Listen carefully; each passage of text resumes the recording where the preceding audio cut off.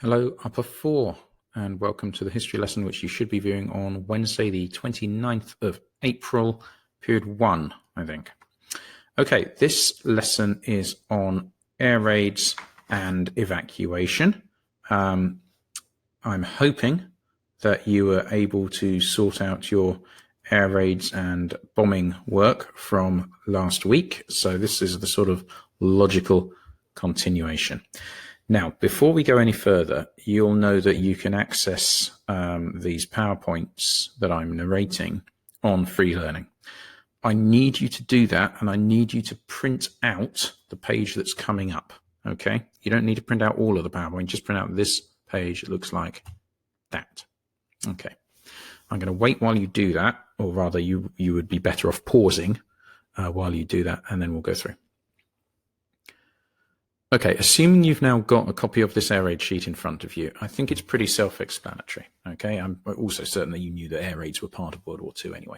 So this up here explains why the British government expected air raids to happen, and this is what they did about it. They divided up Britain into 3 zones: the evacuation zones, where they were expecting the Germans to drop bombs, so evacuation zones, and that's these areas here, so around airfields, because you obviously want to bomb airfields, around built-up areas, because these are industrialized and so on.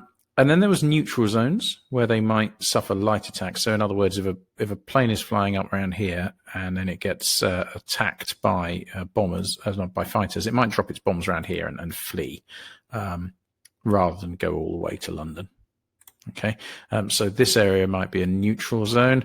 And then there was reception zones where there's basically nothing and you can assume it's probably going to be not bombed. So areas like Wales, the Highlands of Scotland, sort of Lincolnshire kind of area, and most of, but not all of, the West Country down there.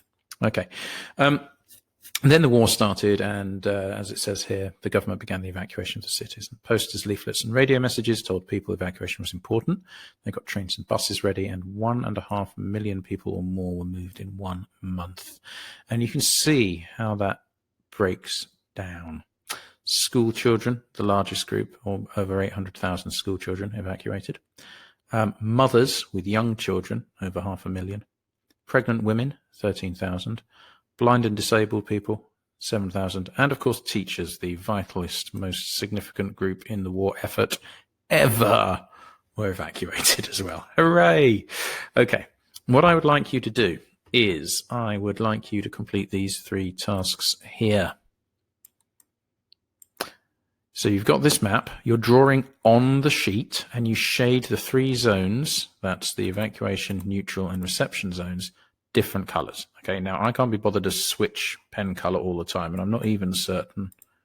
Yeah, look, when I do that, it just all changes everything. So, okay, we'll just run with, I'll use blue again. Okay, so an evacuation zone is an area which the government think is likely to be bombed. So that's really good. Look, airfields, London. Yeah, so you'd go out, you cover all of that blue. You get the general idea. I'm not going to do the whole thing. Neutral zones are the areas that surround those areas. So you wouldn't evacuate people from these places, but equally you wouldn't, put people in them. Okay. So you'd go around like that. Okay. And then you have reception zones. So you'd use a 3rd color.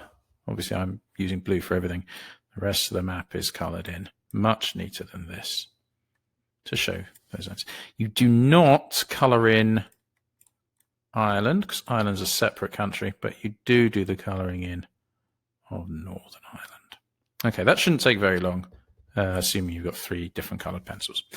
Right. Of the groups above, this is number 2, and that means these groups. Which group would you evacuate first? Explain your answer. So 1 or 2 sentences in your books, please, in the front of your books. I mean, obviously the answer is teachers, but if for some reason you feel that, there's no point evacuating teachers without the school kids, then we need to know about it. But there's lots of different factors that might come into play here. Okay, so I'm interested to know. There's no right or wrong. And then thirdly, why did the government assume that there would be a large-scale bombing of major cities? To find the answer to that, simply reread those sections. okay? And then write me your answer for that. That shouldn't take very long. Try to do it in maybe 10, 15 minutes and then restart this recording. Okay, as you'll have noticed, there is more to the PowerPoint, so there's more to this presentation.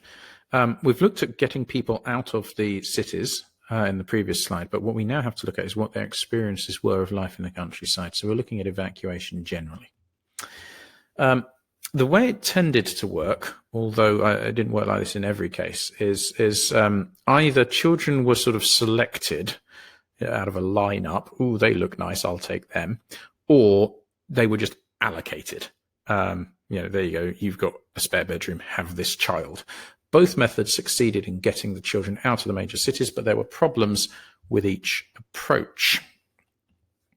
You're going to read some extracts about people's experiences of being evacuated, or summaries of what it was like to be evacuated.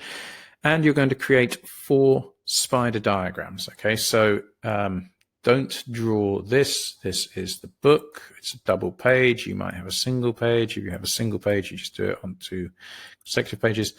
Divide 2 pages like that. Spider diagram goes in one. Spider diagram goes in another. Spider diagram in a third. This is going to have more because for some reason you got really into that one. And then there's this one, which I'm actually going to turn into a real spider. Not a real spider. It's a more accurate drawing of a spider. Yay. Okay, that's what we're looking for, apart from the spider bit. One of these spider diagrams, problems that happened when people selected their evacuees. Okay, so issues like that they encountered. Secondly, problems that happened when people were just given evacuees, so looking at both the methods and finding what the problems were with each. Thirdly, general problems with the whole evacuation procedure. And fourthly, which is a terrible word to say, benefits that evacuation brought, either to the host families or to the evacuees. If you can, use a quote from the source to illustrate your point. So what I mean by that is a close-up of your spider diagram. That's like the miniature spider diagram. That's what you want to say. And you want to say, oh, guys, gone. Curses. Let's do it like that. Okay. Not kept with family. Okay. So one of the problems you found for one of these here is that people weren't kept with their family.